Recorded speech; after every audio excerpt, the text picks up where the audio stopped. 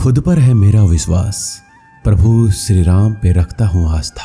मुझे नहीं चिंता किसी बात की, प्रभु श्री राम दिखाएंगे रास्ता।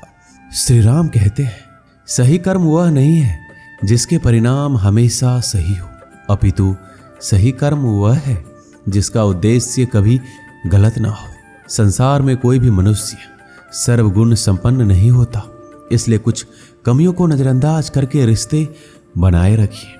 पूर्णता के साथ किसी और के जीवन की नकल करके जीने की तुलना में आप अपने आप को पहचान कर अपूर्ण रूप से जीना बेहतर है।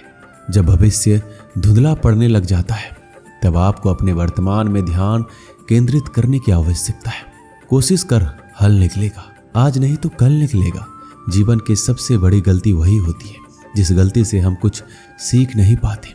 जब हमारा मन कमजोर होता है तो परिस्थितियां समस्या बन जाती है, और जब हमारा मन स्थिर होता है तब परिस्थितियां चुनौती बन जाती है, और जब हमारा मन मजबूत होता है तब परिस्थितियां अवसर बन जाती है। मनुष्य की मानवता उसी वक्त नष्ट हो जाती है जब उसे दूसरों के दुखों पर हंसी आने लगती है। यह भारतवंशी शरीर में रहने वाले का वध कभी नहीं किया जा सकता, अतः तुम्हें किसी भी जीव के शोक करने की आवश्यकता नहीं है। समय यही सिखाता है कि जिंदगी किसी का इंतजार नहीं करती और ना ही किसी के लिए रुक सकती है। जिंदगी खेलती भी उसी के साथ है जो खिलाड़ी बेहतरीन होता है। दर्द सबके एक जैसे हैं मगर हौसले सबके अलग अलग हैं।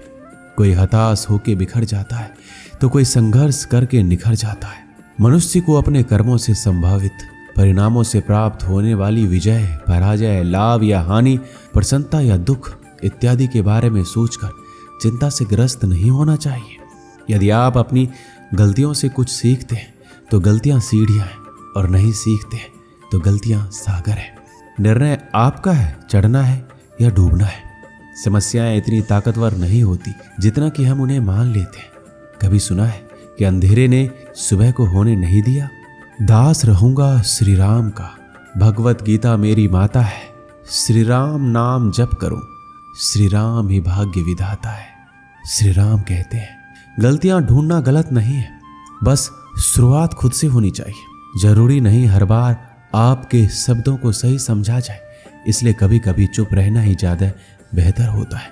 जो जितना अधिक शांत होता है वह उतनी ही गहराई से अपनी बुद्धि का प्रयोग कर सकता है। निंदा से घबराकर अपने लक्ष्य को कभी ना छोड़ें, क्योंकि लक्ष्य मिलते ही निंदा करने वालों की राय बदल जाती है।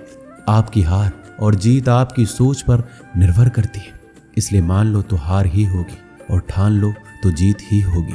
सबसे समझदार और स्थिर बुद्धि वाला वही व्यक्ति है जो सफलता मिलने पर अहंकार में नहीं आता और विफल होने पर गम में नहीं डूबता। प्रशंसा हो रही हो तो ज्यादा सावधान रहने की जरूरत है। जीवन में कभी भी किसी से अपनी तुलना मत कीजिए। आप जैसे हैं सर्वश्रेष्ठ हैं। प्रेम सदैव माफी मांगना पसंद करता है और अहंकार सदैव माफी सुनना पसंद करता है। विषयों के बारे में सोचते रहने से मनुष्य को उनसे आसक्ति हो जाती है। इससे उनमें कामना यानी इच्छा पैदा होती है, और कामनाओं में विघ्न आने से क्रोध की उत्पत्ति होती है। सदैव संदेह करने वाले व्यक्ति के लिए प्रसन्नता ना इस लोक में है ना कहीं और। कर्म वह फसल है जिसे इंसान को हर हाल में काटना ही पड़ता है, इसलिए हमेशा अच्छे बीज बोए ताकि फसल अच्छी हो। जो होने वाला है वो होकर ही रहता है, और जो नहीं होने वाला है वह कभी नहीं होता। ऐसा निश्चय जिनकी बुद्धि में होता है उन्हें चिंता कभी नहीं सताती। अच्छे कर्म करने के बावजूद भी लोग केवल आपकी बुराइयां ही याद रखेंगे, इसलिए लोग क्या कहते हैं इस पर ध्यान मत दो। तुम अपना कर्म करते रहो। जितना हो सके खामोश ही रहना अच्छा है, क्योंकि सबसे ज्यादा गुनाह इंसान से उसकी जुबान ही करवाती है। हर कोई अपना भाग्य खुद बनाता है। आप जो भी कर्म कर रहे हो उसका फल आपको प्राप्त होगा, और जो आपके पास है वह आपके द्वारा पहले ही किए गए कर्मों का फल है। मनुष्य नहीं, उसके कर्म अच्छे या बुरे होते हैं। जैसे मनुष्य के कर्म होते हैं उसे वैसे ही फल की प्राप्ति होती है। तुम्हें सिर्फ अपने कर्म करने का अधिकार है, किंतु कर्म के फलों के तुम अधिकारी नहीं हो।